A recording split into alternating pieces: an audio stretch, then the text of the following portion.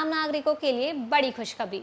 अब जिन सरकारी भवनों में पहले सिर्फ और सिर्फ वीआईपी गेस्ट और उसी के साथ साथ अधिकारी या फिर कोई मंत्री ठहरते थे, अब वहां पर आम नागरिक और पर्यटक भी ठहर सकेंगे। लेकिन ये सब कैसे होगा, क्या है सम्राट सरकार की ये नई योजना, चलिए आपको इस रिपोर्ट में बताते हैं। उसके पहले नमस्कार, न्यूज फॉर नेशन देख रहे हैं आप और मैं हूं अदिति। आप देखिए, अगर बात करें तो बिहार में अब आम लोगों को भी उन सरकारी निरीक्षण भवनों में ठहरने का मौका मिलेगा जहां अब तक केवल मंत्री, नेता या फिर वरिष्ठ अधिकारी और विभागीय कर्मचारी ही रुकते थे। राज्य सरकार पर्यटन को बढ़ावा देने और सरकारी प्रॉपर्टी का बेहतर उपयोग करने के लिए नई योजना पर काम कर रही है। इसके तहत जल संसाधन विभाग के अधीन राज्य भर में मौजूद 217 निरीक्षण भवनों मतलब इंस्पेक्शन बंगला को आधुनिक सुविधाओं से लैस कर आम नागरिकों और पर्यटकों के लिए खोल दिया जाएगा। सरकार इन भवनों के संचालन और रखरखाव की जिम्मेदारी पीपीपी मॉडल यानी पब्लिक प्राइवेट पार्टनरशिप मॉडल के तहत निजी एजेंसियों को देकर ये पूरी की पूरी व्यवस्था की तैयारी में है। देखिए, नई व्यवस्था लागू होने के बाद कोई भी व्यक्ति निर्धारित किराया देकर इन भवनों में ठहर सकेगा और इससे न केवल लोगों को बेहतर ठहरने की सुविधा मिलेगी, बल्कि वर्षों से कम उपयोग में आ रही सरकारी प्रॉपर्टी का भी सही इस्तेमाल हो सकेगा। वर्तमान में ये निरीक्षण भवन मुख्य रूप से विभागीय कार्यों, अधिकारियों के दौरे और उसी के साथ साथ विशेष सरकारी कार्यक्रमों के लिए उपयोग में लाए जाते हैं।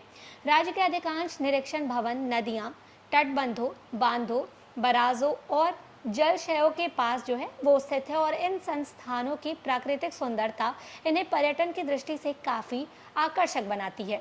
देखिए, हालांकि साल के अधिकांश समय इन भवनों का उपयोग बहुत कम होता है, लेकिन इसके रखरखाव पर सरकार को हर वर्ष बड़ी राशि खर्च करनी पड़ती है। जल संसाधन विभाग के अनुसार इन 217 निरीक्षण भवनों के रखरखाव पर हर साल लगभग 15 करोड़ रुपए खर्च होते हैं। इसके बावजूद कई भवन जर्जर अवस्था में पहुंच चुके हैं और विभाग की समीक्षा में ये पाया गया है कि 50 से ज्यादा भवन ऐसे हैं जो अब रहने योग्य भी नहीं बचे। ऐसे भवनों को तोड़कर नए सिरे से आधुनिक सुविधाओं के साथ बनाया जाएगा ताकि पर्यटकों और आम लोगों को बेहतर अनुभव मिल सके।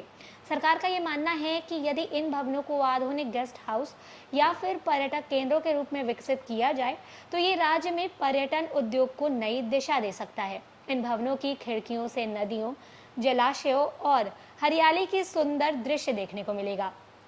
कई स्थानों पर पर्यटकों को जल विहार और प्रकृति के करीब समय बिताने का अवसर भी मिल सकेगा और यही कारण है कि सरकार इन्हें केवल आवासीय सुविधा तक सीमित नहीं रखना चाहती, बल्कि पर्यटन के प्रमुख केंद्रों के रूप में भी विकसित करने की योजना बना रही है। इस पहल से स्थानीय लोगों को भी सीधा लाभ मिलने की उम्मीद है। जब इन भवनों में पर्यटकों का आना जाना बढ़ेगा तो आसपास के क्षेत्रों में रोजगार के नए अवसर पैदा होंगे। होटल, परिवहन, खान पान, स्थानीय हस्तशिल्प और उसी के साथ साथ अन्य सेवाओं से जुड़े लोग की आय में भी वृद्धि हो सकती है। इससे स्थानीय अर्थव्यवस्था को भी मजबूती मिलेगी और क्षेत्रीय विकास को गति मिलेगी। तो देखिए, विभाग ने पहले चरण में इन भवनों को 30 वर्षों की लीज पर पीपीपी मॉडल के तहत देने का प्रस्ताव वो तैयार किया है। निजी एजेंसियां भवनों के संचालन, रखरखाव, सुरक्षा और सुविधा के उन्नयन का कार्य वो करेंगी। बदले में उन्हें व्यावसायिक रूप से इनका संचालन करने की अनुमति मिलेगी और इससे सरकार पर रखरखाव का बोझ भी कम होगा और विभाग का अतिरिक्त राजस्व भी उनको प्राप्त होगा। सरकार का उद्देश्य केवल आय बढ़ाना नहीं है, बल्कि उन सरकारी संपत्तियों को जनहित में उपयोग करना है जो लंबे समय से सीमित उपयोग में रही हैं। देखिए, यदि ये योजना सफल होती है तो बिहार में सरकारी प्रॉपर्टी को बेहतर तरीके से उपयोग उनका हो सकता है और ये एक नया और अनुभव मॉडल वो भी साबित हो सकता है। साथ ही राज्य में पर्यटन को बढ़ावा देने और रोजगार सृजन की दिशा में ये एक महत्वपूर्ण कदम भी माना जाएगा। देखिए, फिलहाल इस खबर में बस इतना ही। ऐसे ही लगातार जानकारियों के लिए बने रहे न्यूज फॉर नेशन के साथ। तब तक के लिए नमस्कार।